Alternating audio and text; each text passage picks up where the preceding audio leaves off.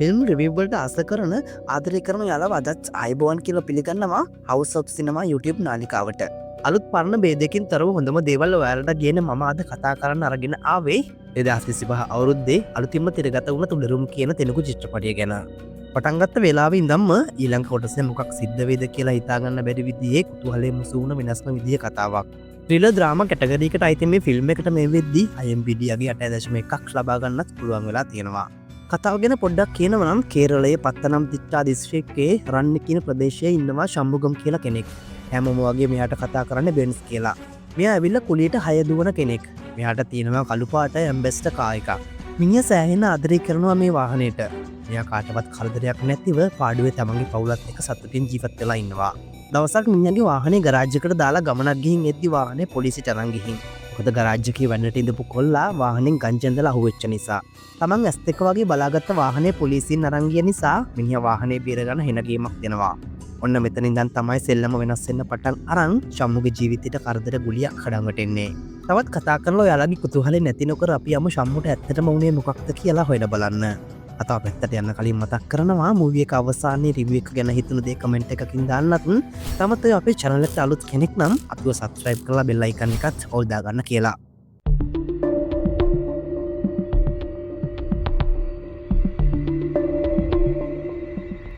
අද කතාව පටන් ගන්න එක්තරා ප්‍රදේශයක සිද්ධ වුණ භූමිකම්පාවක් නිසා අවතැන් වුණ මිනිසුන්ව බේරගන්න යන පොලිස් නිලධාරීන් කණ්ඩායමක් එක්ක. එයාලා වහම ක්‍රියාත්මක වෙලා මේ ප්‍රදේශයේ මිනිසුන්ව බේරගන්න පිටත් වෙනවා. කරදරයට මුහුණ දුන්න මිනිස්සු හොය හොයා යාලව බේරගෙන පොලිස් නිලධාරීන් එකතු වෙලා යාලව ඇම්බුලන්ස් එකකට දාගන්නවා. මේ අතර එක්තරා එක් පොලිස් නිලධාරියෙක් අමුතු විදිහේ දෙයක් දැකලා පුදුම වෙන බව අපට පෙන්වනවා. එයා කෑ ගහන සද්දෙට අනිත් නිලධාරීන් එතනට එකතු වුණත් එයා එහෙම කෑ ගහපු හේතුව මොකක්ද කියලා නම් අපිට මේ වෙලාවට පෙන්වන්නේ නැහැ. ඉතින් ඇත්තට මේ පොලිස් නිලධාරියා දැක්කේ මොකක් වෙන්න පුළුවන්ද? ඒ මොකක්ද කියලා දැනගන්න නම් අපිට තවත් කතාව ඉස්සරහට යන්න වෙනවා. ඒ සිද්ධියෙන් පස්සේ අපිට පෙන්වන්නේ ශම්මුගන් කියන ටැක්සි ඩ්‍රයිවර්ව. ශම්මුගන්ට ගොඩක් අය ආදරයට කියන්නේ බෙන්ස් කියලා. මම ඉතින් මෙයාට ශම්මුගන් කියලාම කතා කරන්නම්. මේ ශම්මුගන් කියලා කියන්නේ එයාගේ පවුලේ අයත් එක්ක හරිම ආදරෙන් ජීවත් වෙන සාමකාමී පුද්ගලයෙක්. ඔහුගේ බිරිඳ තමයි ලලිතා කියන්නේ. ඒ වගේම ඔහුට පාවි නමින් පුතෙක් සහ මායා නමින් දුවෙකුත් ඉන්නවා. ශම්මුගන් රැකියාව විදිහට කරන්නේ ටැක්සි එලවන එක. ඉතින් මෙයා තමන්ගේ වාහනයට ගොඩක් ආදරය කරනවා වගේම මේ වාහනේ හීරෙන්නවත් නොදී පොඩ්ඩක් ලස්සනට තමයි තියාගෙන ඉන්නේ. මේ අතරේ දවසක් මේ ශම්මුගන්ට යාගේ කුඩා කාලේ කරාටි ඉගෙන ගත්ත මාස්ටර් කෙනෙක්ගෙන් කෝල් එකක් එනවා. මාස්ටර් කියන්නේ ඔහුට ශම්මුගන්ව බලන්න ආසයි කියලා. ඉතින් මේක අහලා ගොඩක් සංවේදී වෙන ශම්මුගන් මාස්ටර්ට පොරොන්දු වෙනවා ඔහු බලන්න එන බවට. ඊට පස්සේ දවසක් පාවි යාගේ යාළුවෝ ටිකක් එක්ක යාගේ ගෙදරට එනවා. ඉතින් ලලිතත් මේ අයට කෑම බීම වලින් සංග්‍රහ කරනවා. මේ අතරේ ශම්මුගන්ට ඕනෙලා තියෙනවා යාගේ යාළුවෙක් එක්ක අඩියක් ගන්න එළියට යන්න. ගෙදරට හොරෙන් පැනගන්න මාන බලද්දී ශම්මුගන්ගේ බින්ද ලලිතා මේක දැකලා ඒ වැඩේට යන්න ශම්මුගන්ට chance එක දෙනවා. ලැබුණු chance එකෙන් උපරිම ප්‍රයෝජන ගත්ත ශම්මුගන් ඊට පස්සේ යාගේ යාළුවා එක්ක කෙලින්ම යන්නේ බාර් එකට. බාර් එකෙන් බෝතලයක් අරගෙන සූදානම් වෙන අතරේ ශම්මුගන් දකිනවා පාවිව. ඒ කියන්නේ යාගේ පුතාව. පාවින් යාගේ යාළුවා එක්ක ශම්මුගන්ගේ කාර් එකේ කොහරි යන ගමන්. ඉතින් ශම්මුගන් බොන්න ආපු වැඩේ නතර කරලා පාවිගේ පස්සෙන් යන්න පටන් ගන්නවා. මේ අතරේ පාවි දකිනවා යාගේ තාත්තා යාගේ පස්සෙන් එන බව. ඉතින් කලබල නිසා පාවි බය වෙලා කෑ ගහන අතරේ යාගේ යාළුවගේ අතින් කාර් එක ඇක්සිඩන්ට් වෙනවා. ඉතින් මේ සිද්ධිය නිසා කේන්ති ගන්න ශම්මුගන් පාවිට කනේ පාරක් ගහනවා. මොකද ශම්මුගන් කියන්නේ ඔහුගේ වාහනේට ගොඩක් ආදරය කරන කෙනෙක් නිසා. ඊට පස්සේ ශම්මුගන් වාහනේත් අරගෙන ඇවිත් ගරාජ් එකකට දාන්නේ ඩැමේජ් වෙච්ච ටික හදාගන්න හිතාගෙන. මෙතන ශම්මුගන්ගේ වාහනේ හදන වැඩේ බාරගන්නේ මනියන් කියලා කෙනෙක්. ඉතින් මේ මනියන් වාහනේ ඉක්මනට හදලා දෙන්නම් කියලා වැඩ කරන්න පටන් ගන්නවා. මේ වෙනකොට නම් ශම්මුගන්ගේ කේන්තිය ටිකක් අඩු වෙලා ගිහින්. ඉතින් එයා යාගේ පුතාට කනේ පාරක් ගහපු එක ගැනත් ගොඩක් දුක් වෙනවා. ඒ නිසා ශම්මුගන් පාවිගේ ෆෝන් එකට කෝල් අරගෙන කතා කරන්න හැදුවත් එයා තාමත් තාත්තා ගැන තරහින් ඉන්න නිසා පාවි නම් මේ කෝල් එක ආන්සර් කරන්නේ නැහැ. ඉතින් ශම්මුගන් පසුතැවීමෙන් ඉන්න අතරේ ඔහුට යාළුවෙක්ගෙන් කෝල් එකක් එනවා. ඔහු කියන්නේ මාස්ටර් සදහටම ජීවිතෙන් සමු අරගෙන කියලා. මේක ඇහුවාම ශම්මුගන් ආයෙත් දුක් වෙනවා. මොකද මාස්ටර් මේ තරම් ඉක්මනට ඔහුගේ අවසන් උස්ම හෙලයි කියලා ශම්මුගන් කවදාවත් හිතුවේ නැති නිසා. ඉතින් මේ ශම්මුගන් පහුදා යාගේ බිරිඳ සහ දුවත් එක්ක මාස්ටර්ගේ අවමගුලට සහභාගී වෙන්න යනවා. මේ යන අතරමඟදීත් ඔහුට මාස්ටර්ගේ අතීතය මතක් වෙලා ගොඩක් දුක් වෙනවා. ඊට පස්සේ ශම්මුගන් මාස්ටර්ගේ අවමගුල් කටයුතු අවසන් වෙනකම්ම ඔහුගේ ගෙදර නැවතිලා ඉන්නවා. මාස්ටර්ගේ මල ගෙදර වැඩ කටයුතු වලින් පස්සේ ශම්මුගන් ආයෙත් විමසට එන්නේ දවස් කිහිපයකට පස්සේ. ගෙදර ආපු ශම්මුගන්ව වාහනේ හදන්න දාපු ගරාජ් එකේ අයිති කෙනා ශම්මුගන්ව පොලිසියට එක්කන් යනවා. අතරමඟදී ශම්මුගන් කීප පාරක්ම අහනවා ඇයි අපි පොලිසියට යන්නේ කියලා.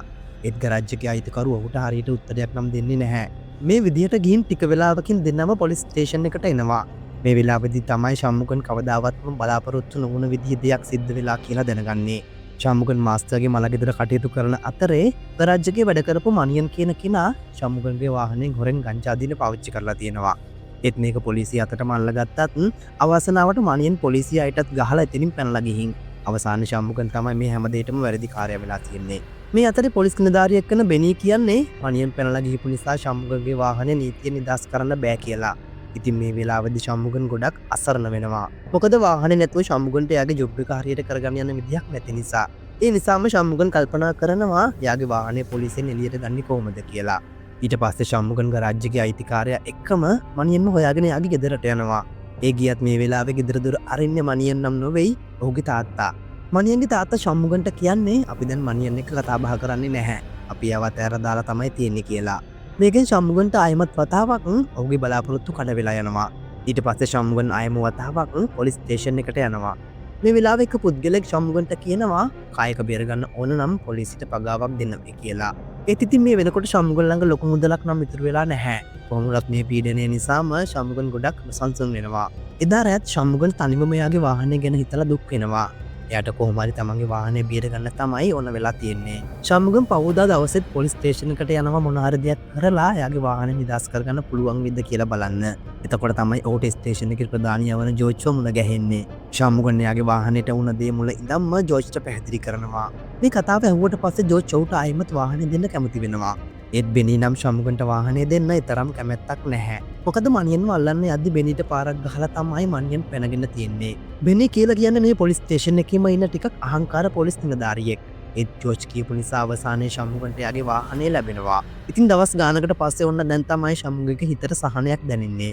ශම්මුගන් ගොඩක් සතුටින් වාහනේත් අරගෙන යන්න සූදානම් වෙන අතරේ ජෝර්ජ් ඔහු ළඟට ඇවිත් කතා කරනවා. ජෝර්ජ් ශම්මුගන්ගෙන් ඉල්ලනවා මේ ළඟ තැනක යාගේ යාළුවෙක්ගේ වෙඩින් එකක් තියෙන නිසා යන ගමන් බෙනීවයි එයාව වෙඩින් එකට ගිහින් දාන්න පුළුවන්ද කියලා. ඉතින් ශම්මුගනුත් මේකට කැමති වෙලා මේ අයත් එක්ක වාහනේට නැංගලා ගමන යන පිටත් වෙනවා. මේ යන අතරමඟදී ජෝර්ජ් සහ ශම්මුගන් දෙන්නා යාළගේ පවුල්වල විස්තර කතා කරනවා. ඊට පස්සේ වෙඩින් එකට ඇවිත් ජෝර්ජ් ශම්මුගන්වත් එතනට එක්කන් යනවා. ටික වෙලාවකින් ජෝර්ජ් ශම්මුගන්ට ෂොට් එකක් දාන්නත් කතා කරනවා. ඒත් මේ වෙලාවේ නම් ශම්මුගන් මේ අවස්ථාව ප්‍රතික්ෂේප කරනවා. මොකද වාහනේ පදින්න ඕන නිසා. ටික වෙලාවකින් ජෝර්ජ් ඇවිත් ශම්මුගන්ට කියනවා එයාගේ සුදේශ් කියන යාළුවාගේ ෆාම් එක තියෙන්නේ මේ කිට්ටුව. ඉතින් එතනට ගිහින් දාන්න කියලා. ශම්මුගන් මේ ඉල්ලීමට තරම් කැමති නොවුනත් ඔහුට ජෝර්ජ්ගේ ඉල්ලීමට පිටුපාන්න බැරි නිසා ඒ ගමනටත් කැමති වෙනවා. ඊට පස්සේ ඔහු ජෝර්ජ් බෙනී වගේම සුදේශ් කියන නිලධාරියත් එක්ක ඔහු ෆාම් හවුස් එකට යන්න පිටත් වෙනවා. මේ ගමන අතරතුරේදී ජෝර්ජ් ශම්මුගන්ට ටිකක් අමුතු විදිහේ කතාවක් කියනවා. ඔන්න ඉතින් මේ සිද්ධියත් එක්ක තමයි අපේ ෆිල්ම් එක වෙනස්ම පැත්තකට අරගෙන යන්නේ. මොකද මෙච්චර වෙලා ඔයාලා දැක්කේ ශම්මුගන්ගේ ප්‍රශ්න ටිකින් ටික විසඳිලා යනවා වගේ. ඒත් ඇත්තටම දැන් තමයි ශම්මුගන්ගේ ප්‍රශ්න පටන් ගන්නෙ. අපි එනම් ඉස්සරහට ගිහින් බලමු මේ පොලිසිය අය නිසා ශම්මුගන්ට මොන වගේ ඉරණමක් අත් වේද කියලා. මේ ජෝර්ජ් ශම්මුගන් එක කියන්නේ ඔවුන් එකතු වෙලා කරපු මිනිමැරුමක් ගැන. කාලයක් තිස්සේ සුදේශ්ගේ නංගිට පිරිමි ළමයෙක් කරදර කරලා තියෙනවා. ඉතින් අවසානයේ සුදේශ් ජෝර්ජ් සහ බෙනී එකතු වෙලා ඒ පිරිමි ළමයව මරලා දාලා තියෙනවා. ඉතින් මෙයාලා දැන් ලෑස්ති වෙන්නේ ශම්මුගන්ගේ උදව් ඇතිව ඒ මරලා දාපු කෙනාගේ බොඩි එක වල දාන්න. මේ කතාව ඇහුවට පස්සේ ශම්මුගන් ගොඩක් කලබල වෙනවා. ඒ වගේ අපරාධ වැඩකට උදව් කරන්න කොහොමත් කැමති නැහැ. ඉතින් ශම්මුගන් කියනවා මට නම් ওই අපරාධ වැඩේට සම්බන්ධ වෙන්න බැහැ කියලා. එතකොට ජෝර්ජ් ඔහුට තර්ජනය කරලා බය කරන නිසා අවසානයේ ශම්මුගන්ට අකමැත්තෙන් හරි මේ වැඩේට සම්බන්ධ වෙන්න සිද්ධ වෙනවා. ඉතින් සුදේශ් ජෝර්ජ් සහ බෙනී එකතු වෙලා අර පිරිමි ළමයාගේ මිනිහ වල දානකම් ශම්මුගන් එතනට වෙලා ඉන්නවා. ඊට පස්සේ මේ තුන්දෙනාම කිසිම දෙයක් සිදු නොවුන ගානට ගෙවල් වලට යන අතරේ ශම්මුගන් නම් තාමත් ඒ ගැන කල්පනා කරන ගමන් තමයි ගෙදරට එන්නේ. අවුදා උදේ නැගිටපු ශම්මුගන් ඉන්නේ ඒ තරම් හොඳ මානසිකත්වයකින් නම් නොවේ. ඔහුට තවමත් කලින් දවසේ සිද්ධ වුණ සිදුවීම මනසට පීඩාවක්. ඉතින් එයාගේ බිරිඳ ලලිතාටත් ශම්මුගන්ගේ මේ වෙනස තේරුම් යනවා.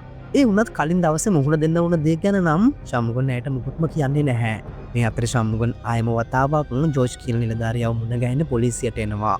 එතකොට ජෝර්ජ් නම් කියන්නේ කලින් දවසේ සිද්ධ වුණ හැම දෙයක්ම නරක හීනයක් කියලා හිතලා අමතක කරලා දාන්න කියලා. ඒ වගේම ජෝර්ජ් ශම්මුගන්ට කියනවා මේ ගැන වචනයක් හරි එලි කරලා තිබුණොත් වෙච්ච හැම දෙයකම ඔහෙව පටලවලා ඔයාගේ මුළු පවුලම විනාශ කරලා දානවා කියලා. පොලිසියත් එක්ක හැප්පෙනවා කියන්නේ හරියට ඔළුව කළු ගලක ගහගන්නවා වගේ දෙයක් නිසා ශම්මුගන් නැවත වතාවක් නිහඬවම යාගේ ගෙදරට එනවා. ගෙදර ආවට පස්සේ ලලිතා ශම්මුගන්ගෙන් අහනවා ඇයි ඔයා මේ තරම් බයින් වගේ ඉන්නේ? ඇත්තටම යාට මොකක්ද සිද්ධ වුනේ කියලා. ඒ කතාවට කේන්ති ගිහපු ශම්මුගන් කවදාවත් නැතිව ලලිතා එක්ක කේන්තියෙන් තමයි මේ ප්‍රශ්නෙට උත්තර දෙන්නේ. ඉතින් මේක නිසා ලලිතත් ගොඩක් පුදුම වෙනවා ශම්මුගන්ගේ මේ අමුතු හැසිරීම ගැන. ඇත්තරම සිද්ධ වුණේ මොකක්ද කියලා ශම්මුගන්ට ලලිත එක්ක කියන තරම් හැකියාවක් ශක්තියක් නැහැ. පහුදා ශම්මුගන් එයාගේ පුතා එක්ක කතා කරන්න හිතාගෙන පාවිගේ හොස්ටල් එකට යනවා. මේ වෙලාවේදී පාවිගේ යාළුවෝ නම් කියන්නේ පාවි දැන් හොස්ටල් එන්නේ නැහැ. එයා හොස්ටල් එකෙන් අයින් වෙලා ගොඩක් කල් කියලා. ඉතින් මේකෙන් ශම්මුගන් ගොඩක් බය වෙනවා. මොකද මේ වෙනකොටත් පාවි කොහේ ඉන්නවද කියලා හොයාගන්න ඔහුට කිසිම ක්‍රමයක් නැති නිසා. මේ නිසාම ශම්මුගන් පොලිසියට ගිහින් පාවි අතුරුදහන් වෙලා කියලා පැමිණිල්ලක් පවා දානවා. ශම්මුගන් පැමිණිල්ල ඉවර කරලා පොලිසියෙන් එළියට එන අතරේ පාවිගේ බයික් එක පොලිසියෙන් එළිය නතර කරලා තියෙන හැටි ඔහු දකිනවා. දැක්කු දෙයක තවත් කලබල වුණ ශම්මුගන් මේ වෙලාවේ කල්පනා කරන්නේ පුතාගේ බයික් එක පොලිස් ස්ටේෂන් එකට ආවේ කොහොමද කියලා. Taman දැකපු දේත් එක්ක යාගේ හිතට මොන හරි අමුත්තක් දැනුණු ශම්මුගන් ආයපු වතාවක් තනියෙන් කලින් දවසේ පොලිසිය එකතු වෙලා මිනිවල දාපු කැලේට යනවා. එතකොට තමයි ඔහුට මේ කැලේ තිබිලා පර්ස් එකක් හම්බ වෙන්නේ. ශම්මුගන් බයින් මගේ මේ පර්ස් එක බලනකොට තමයි මේ පර්ස් එකේ තියෙන පාවිගේ ෆොටෝ එකක් අපිට පෙන්වන්නේ. ඉතින් ඇත්තටම කලින් දවසේ තමන්ගේ ඇස් දෙක ඉස්සරහම වල දාලා තියෙන වෙන කවුරුත් නොවෙයි තමන්ගේ පුතාගේ මිනිහ කියලා ශම්මුගන්ට තේරුම් යනවා. දැන් ඉතින් ශම්මුගන්ට වචන වලින් කියාගන්න බැරි තරම් වේදනයි. ඉතින් මේ ඇති තරම් අඬලා හිතේ දුක පාලනය කරගන්නවා. ඊට පස්සේ එදාරා ශම්මුගන් සුදේශ හොයාගෙන සුදේශ්ගේ ගෙදරට යනවා. මේ වෙනකොට ශම්මුගන් ඉන්නේ කේන්තියෙන් වීරු වැටිලා. ශම්මුගන් සුදේශ්ගෙන් අහනවා එදාරා වල දැම්මේ කාගේ මිනිහද කියලා. ශම්මුගන්ගේ මේ කතාව එක්ක ඔහු මොකක්ද දෙයක් දැනගෙන ඉන්නේ කියලා සුදේශ්ට තේරුම් යනවා. ඉතින් මේ වෙලාවේ තමයි අපේ කතාව මෙතනින් නතර කරලා ආයම වතාවක් වර්තමාන කාලෙට එන්නේ. ඔයාලට මතක ඇති කතාවේ මුල අපි දැක්කා නායෑමක් නිසා පොලිස් නිලධාරියෙක් මිනිසුන් බේරා ගැනීමේ මෙහෙයුමක් අතරේ එක නිලධාරියෙක් මොකක්ද දෙයක් දැකලා බය වුණා කියලා. ඉතින් ඇත්තට මේ නිලධාරියා දැක්කේ මොකක්ද කියලා අපිට පෙන්වන්නේ මේ මොහොතේ. මේ පොලිස් නිලධාරියා දැකලා තියෙන්නේ ජෝර්ජ් වෙනිසා සුදේශ් එකතු වෙලා වලදාලා ගෝනික දාලා තිබුණු මණියන්ගේ පුතාගේ මිනිහ. වර්ෂාව නිසා නායෑමත් එක්ක එයාලා වලදාපු මලසිරුලත් පස් එක්කම උඩට ඇවිල්ලා. ඉතින් මේ නිවුස් එක විනාඩියට රට පුරාම වෛරල් වෙනවා. මේ අතරේ බෙනී නම් මේ නිවුස් එක දැකලා බය වෙනවා. මොකද ඔහු හිතන්නේ මේ කේස් එක නිසා හිරවිලංගුවේ වටින්න සිද්ධ වෙයි කියලා. ඒ ජෝර්ජ් නම් කියන්නේ එහෙම වෙන්නේ නැහැ. ඒ නිසා බය වෙන්න එපා කියලා. ඒ දේවල් මෙහෙම වෙද්දි බෙනී යනවා සුදේශ්ව හොයාගෙන. ඒ වෙනකොටත් දවස් ගාණක් තිස්සේ සුදේශ් කිදර නෑ කියලා බෙනී දැනගන්නවා. ඉතින් බෙනී සැක කරනවා ශම්මුගන් සුදේශ්ට මොකක් හරි කරදරයක් කරලා ඇති කියලා. බෙනී බව ජෝර්ජ්ටත් කියනවා. ශම්මුගන් වගේම සුදේශ් ගැන හරි තොරතුරක් ජෝර්ජ්ට හොයාගන්න නැති නිසා ජෝර්ජ් ශම්මුගන් ගෙදරට ගිහින් ලලිතට කියනවා ඔයාගේ පුතාගේ මිනිහ කැලේක තිබිලා හම්බ වුණා කියලා. ඒකෙන් ලලිත ගොඩක් වේදනාවට වගේම කම්පාවට පත් වෙනවා. ඇත්තටම ජෝර්ජ්ට ඕන ශම්මුගන්ගේ ගෙදර අයව කලබල කරලා ශම්මුගන් ඉන්න තැන හොයාගන්න. ඒ සිද්ධියෙන් පස්සේ අපිට පෙන්වන්නේ ශම්මුගන් සුදේශ්ගේ අතපය ගෙට ගහලා කාමරයක හිර කරලා ඉන්න දර්ශනයක්. මේ වෙලාවේ ශම්මුගන් සුදේශ්ට තර්ජනය කරලා ඔහුගේ මිනිමෙරප ගැන ඇත්ත විස්තරය අහනවා. එතකොට සුදේශ් කියන්නේ මේ හැම දෙයක්ම ජෝර්ජ්ගේ ප්ලෑන් එකක් කියලා. එතකොටම ශම්මුගන්ට ජෝර්ජ්ගෙන් කෝල් එකක් එනවා. ජෝර්ජ් ශම්මුගන්ට කියනවා තමුගේ පුතාට කිසිම කරදරයක් වෙලා නැහැ. එයා හොඳින් ඉන්නවා. මට ඔයාව හම්බ වෙන්න ඕන කියලා. ජෝර්ජ්ගේ කපටි කතාවට අහුවුණ ශම්මුගන් ජෝර්ජ්ව එයා ඉන්න තැනට ගෙන්න ගන්නවා. මෙතනට ආපු ජෝර්ජ් කියන්නේ ඔයාගේ පුතාව මරලා දැම්ම වෙන කවුරුත් නෙවෙයි ඒ මම. ඒත් දැන් ඒ වෙනුවෙන් තමුන්ට කරන්න දෙයක් නැහැ කියලා. ඒ වගේම පුතා මැරුවේ උඹයි උඹේ ගෑණී කියලා ගොතපු කතාවකුත් ජෝර්ජ් කියන්න පටන් ගන්නවා. ඒ කතාවෙන් අපට තේරුම් යනවා ජෝර්ජ් හදන්නේ පවිගේ ඝාතනයට ශම්මුගන් සහ එයාගේ බිරිඳ ලලිතාව කොටු කරන්න. මේ කතාව අහගෙන ඉඳපු ශම්මුගන් ආවේගයට පත් වෙලා ජෝර්ජ්ට ගහන්න පටන් ගන්නවා. එතකොටම පොලිස් නිලධාරීන් කිහිප දෙනෙක් මෙතනට එනවා. මෙතනට ආපු පොලිස් නිලධාරීන්ට ජෝර්ජ් පහර දුන්නත් අවසානයේ ඔහු අල්ලගන්න පොලිසියට පුළුවන් වෙනවා. ඒ වගේම ශම්මුගන්ගේ බිරිඳ ලලිත සහ එයාගේ දුවත් මේ වෙනකොට ඉන්නේ පොලිස් භාරයේ. මොකද ජෝර්ජ් පවිගේ ඝාතනයේ වරද පටවලා තියෙන්නේ එයාගේම පවුලේ අයට නිසා. පොලිසිය එකතු වෙලා මේ කරන අහස පොළව නුහුරන අපරාධෙට ශම්මුගන් එයාගේ පවුලේ අය එක්ක ජෝර්ජ්ගේ කුමන්ත්‍රණයට කොටු වෙලා අත්අඩංගුවට පත් වෙනවා. ඊට පස්සේ තමයි ජෝර්ජ් එයාගේ සැලැස්ම ගැන බෙනීට පැහැදිලි කරන්නේ. ජෝර්ජ් ඒ වෙනුවට හොඳ බොරුවකුත් ගොතා ගන්නවා. ජෝර්ජ් කියන්නේ පවියාගේ නංගිට බලහත්කාරකම් කරන්න ගිහින් එක ශම්මුගන්ට අහුවෙලා දෙන්න අතර සිද්ධ වුණු රණ්ඩුවක් නිසා තමයි පවි ඝාතනයට ලක්ුණේ කියලා. ඉතින් බෙලිත් මේ සැලැස්මට එකඟ වෙනවා. මේ අතරේ තමයි සුදේශ් දැනගන්නේ ශම්මුගන් සිරගත වෙලා ඉන්නවා කියලා. ඉතින් ඔහු ඇත්තටම ශම්මුගන්ට අත්වුණු අවාසනාවන් තීරණ ගැන දුක් වෙනවා. ජෝර්ජ්ට තියෙන බය නිසා සුදේශ් ශම්මුගන්ට විරුද්ධ වුණත් ඔහුට අවංකව මේ ගැන ගොඩක් දුකයි. මොකද සුදේශ් දකිනවා ශම්මුගන් කියන්නේ හරිම අහිංසක මිනිස්සෙක් කියලා. ඒත් මේ වෙනකොට ජෝර්ජ් එයාගේ බොරුව මාධ්‍ය ඉස්සරහත් අනාවරණය කරනවා. ඉතින් රට පුරාම හැම ටීවී නිවුස් එකම වගේ කියවෙන්නේ ශම්මුගන් අපරාධකාරයෙක් විදියට. ඊට පස්සේ පවුදා ශම්මුගන්ව උසාවියට ඉදිරිපත් කරනවා. අවසානයේ උසාවියෙන් නියෝග කරන්නේත් ශම්මුගන් කියන්නේ පවිගේ මරණයට වග කියන්න ඕන කියලා. ඒ නිසාම ශම්මුගන් සදහටම හිරබත් කන්න නියම වෙද්දී ජෝර්ජ් නම් මේ ගැන හිතලා කුරිරි සතුටක් ලබනවා. දැන් මුළු රටක් ඉස්සරහාම හොඳ නම දිනාගෙන ඉන්නේ ජෝර්ජ්. අපි මේ දකින්නේ ජෝර්ජ් කියන නිලධාරියාගේ විශ්‍රාම යන දවස වෙනුවෙන් සංවිධානය කරපු උත්සවයක්. ඇත්තටම ජෝර්ජ්ට උවමනා වෙලා තියෙන්නේ විශ්‍රාම යන්න කලින් පොලිසිය ඇගීමකින් විශ්‍රාම යන්න. ඒ නිසාම තමයි නොකරපු වරදකට සම්මුගන්වත් පටලවලා යව වැඩිකාරයෙක් කරලා තියෙන්නේ. මේ හැම දෙයකටම පස්සේ සුදේශ් හිර ගෙදරට එනවා ශම්මුගන්ව බලන්න. සුදේශ් නම් ශම්මුගන්ට කියන්නේ ඔය ලේසියෙන් පරාජය බාර ගන්න එපා කියලා. මොකද කවදා හරි දවසක සාධාරණ ජයග්‍රහණය කරනවා කියලා. ඉතින් ඇත්තටම සුදේශ් තාමත් ශම්මුගන් ගැන දුක් වෙනවා වගේම ඔහුට පක්ෂපාතී කියලා අපිට මේකෙන් තේරුම් යනවා. මේ අතරේ ජෝර්ජ් බෙනියෙක් එකතු වෙලා තවත් රහසිගත සැලසුමක් හදන්න පටන් ගන්නවා. මොකද දැන් යාලට ඕන වෙන්නේ ශම්මුගන්ව මරලා දාලා මේ ප්‍රශ්නේ සදාටම ඉවරයක් කරන්න. ඒ නිසාම තමයි පිටස්තර පිරිසක් ශම්මුගන් ඉන්න පොලිසියට ගෙන්නගෙන පොලිසිය ඇතුළේදීම ශම්මුගන්ව ඝාතනය කරන්න හදන්නේ. ඉතින් බෙනි ශම්මුගන් ළඟට ගිහින් තර්ජනය කරනවා ඔහුගේ ජීවිතය ඉවරයක් කරලා දානවා කියලා. ඒ වගේම ඔවුන් එකතු වෙලා පවිට පුළුවන් තරම් වද දීලා ඔහු අමානුෂික විදිහට මරලා දාපු විදිහ පවි යාගේ ජීවිතේ ඉල්ලලා යාලා ඉස්සරහා වැදනු වැටෙන විදිහ පවා බෙනි ශම්මුගන් එක කියලා hina වෙනවා. මේකෙන් ශම්මුගන් ආයමත් වතාවක් කෝපාවිෂ්ඨ වෙලා බෙනිට පහර දෙන්න පටන් ගන්නවා. මෙතනදී තවත් පොලිස් නිලධාරීන් කීප දෙනෙක් එකතු වුණත් ශම්මුගන් දක්ෂ විදිහට හැමෝම එක්ක සටන් කරනවා. අවසානයේ බෙනියා කරපු අපරාධයට දඬුවම් විදිහට ශම්මුගන් අතින්ම ජීවිතක්ෂයටපත් වෙනවා. ශම්මුගන් බෙනීව ඉවරයක් කරලා ඔහුගේ මිනිය ගෝණියක දාලා හිරගෙදරින් එළියට අරගෙන එනවා. ඔය අතරේ තමයි ජෝර්ජ් මේ විස්තරය දැනගන්නේ. මේක අහලා ජෝර්ජ් හොඳටම කලබල වෙනවා. ඉතින් ඔහු ඊළඟට යන්නේ ශම්මුගන්ගේ බිද්ද සහ දුව ඉන්න තැනට. ඊට පස්සේ මේ දෙන්නට හොඳටම පහර දීලා ශම්මුගන් ඉන්න තැන දැනගෙන ජෝර්ජ් උත්සාහ කරනවා. ඒත් ඉතින් ඇත්තටම ශම්මුගන් ඉන්නේ කොහෙද කියලා ලලිත දන්නේත් නැහැ. ජෝර්ජ් මේ විදිහට මේ දෙන්නට තර්ජනය කරන අතරේ ඔහුට ශම්මුගන්ගෙන් කෝල් එකක් එනවා. ශම්මුගන් කියනවා මම දැන් ලෑස්ති වෙන්නේ උඹේ දුවව මරලා මගේ පලිය ගන්න කියලා. මේකෙන් ජෝර්ජ් ගොඩක් කලබල වෙලා ඉක්මනට ගෙදරට යනවා. එතකොට තමයි ජෝර්ජ් දකින්නේ යාගේ ගෙදර ඉස්සරහා තිබුණු වාහනයක් ඇතුලේ තිබුණ බෙනීගේ මල සිරුර. මේ මල සිරුර තිබුණු තත්ත්වය දැකලා ජෝර්ජ් ගොඩක් බය වෙනවා. මේ මොහොතේ තමයි ශම්මුගන් ජෝර්ජ්ගේ ඉස්සරහට එන්නේ. ඊට පස්සේ දෙන්න අතර ලොකු ගැටුමක් ඇති වෙනවා. ශම්මුගන්ගේ හිතේ තිබුණු වේදනාව, දුක, වෛරය ඔක්කොම එකතු කරගෙන ඔහු ජෝර්ජ්ට හොඳටම පහර දෙනවා. අවසානයේ බෙනීට සිද්ධ වුණා වගේම ඔවුන් කරපු අපරාධ නිසා ශම්මුගන් අතින් ජෝර්ජ්ගේ අවසන් උස්මත් වාතානයට එකතු වෙනවා. මේ සිද්ධිය නිසා ජෝර්ජ්ගේ දුව කාමරය ඇතුලේ ඉඳන් බලාගෙන තමයි ඉන්නේ. ඇය තමන්ගේ තාත්තා මිය යන හැටි ඇස් දෙකෙන්ම දකිනවා. ඉතින් ඇය ගොඩක් දුක් වෙනවා වගේම මේ මොහොතේ තමයි අපිට මේ සිද්ධියේ සුළමුල මොකක්ද කියලා හරියට පෙන්වන්න පටන් ගන්නෙ. ඇත්තටම පවි ආදරය කරලා තියන්නේ මේ ජෝර්ජ්ගේ දුවට. මේ දින ගොඩක් ආදරෙන් හිටපු පෙම්වතුන් දෙන්නෙක්. ඒත් මේ සම්බන්ධයට ජෝර්ජ් කොහොමත් කැමති වෙලා නැහැ. ඒත් මේ දෙන්නගේ ආදරේ නවත්තන්න යාලා කැමති වෙලත් නැහැ. ඒ නිසා තමයි අවසානයේ ජෝර්ජ් පවිව මරන්න තීරණය කළා තියෙන්නේ. ඒ වෙනුවෙන් ජෝර්ජ් හදපු සැලැස්මට අනුව තමයි අවසානයේ පවිගේ මරණයට ශම්මුගන් කොටු වුණේ. ඉතින් මේ සිද්ධිය අවසානයේ කතාව ආයෙමත් අපිව වර්තමානයේ ශම්මුගන්ගේ ගෙදරට අරගෙන එනවා. අද තමයි පවිගේ මරණය අවසන් කටයුතු කරන දවස. ඉතින් ලලිත වගේම පවිට ආදරය කරන හැමෝම පවි වෙනුවෙන් කම්පා වෙනවා. පුතාගේ ඝාතනයට සම්බන්ධ සියලු දෙනාට දනුවම් දීපු ශම්මුගන් මේ හැමදේම අවසානයේ ගිහින් පොලිසියට බාර වෙනවා. එතකොට මාධ්‍ය වලින් ඇවිත් ශම්මුගන්ගෙන් අහන්නේ තමන්ගේ පුතාව ඝාතනය කළේ ඇයි කියලා. ඒ අහද්දි ශම්මුගන් කියන්නේ ඇත්තටම මම ඝාතනය කරේ මගේ පුතාව මරලා දාපු අපරාධකාරීන්ව කියලා. ඉතින් මේ ප්‍රකාශයත් එක්ක මෙච්චර කාලයක් සමාජයේ ඉදිරියේ හොඳ මූණු පෙන්නගෙන හිටපු හැමගේම වෙස් මුහුණ ගැලවිලා යනවා. ඒ වගේම ශම්මුගන් කියන්නේ තමන්ගේ මියගිය පුතා වෙනුවෙන් සාධාරණ ඉෂ්ට කරපු තාත්තා කෙනෙක් කියන එකත් හැමෝටම තේරුම් යනවා. මේ හද කම්පා කරපු කතාව අවසානයේ ශම්මුගන් මිනිමැරුම් චෝදනා යටතේ ජීවිත කාලය පුරාවටම හිරගෙදරට නියම වුණත් ඔහු සැබෑ ආදරණීය පියෙක් බව මේ කතාවෙන් අපට ඔප්පු වෙනවා. ඉතින් මේ විදිහට තමයි 2025 වසරේ තිරගත වුණ තුඩරම් කියන අපූර්ව ෆිල්ම් එක අවසන් වෙන්නේ.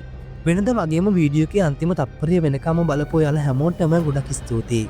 මේ වගේ තවත් ලස්සන දේවල් බලන්න දිගටම අපිත් එක්ක ඉන්න කියලා ආරාධනා කරන ගමන් තමත් අපිව සබ්ස්ක්‍රයිබ් නොකරපු සිනමැක්ස් කෙනෙක් නම් ඔයත් ඉතින් අපිව සබ්ස්ක්‍රයිබ් කරන්න කියලා ආදරෙන් ඉල්ලනවා. මේ වගේ තවත් ලස්සන කතාවකින් හම්බ වෙනකම් ඔයගොල්ලෝ හැමෝටම සුබම සුබ දවසක්.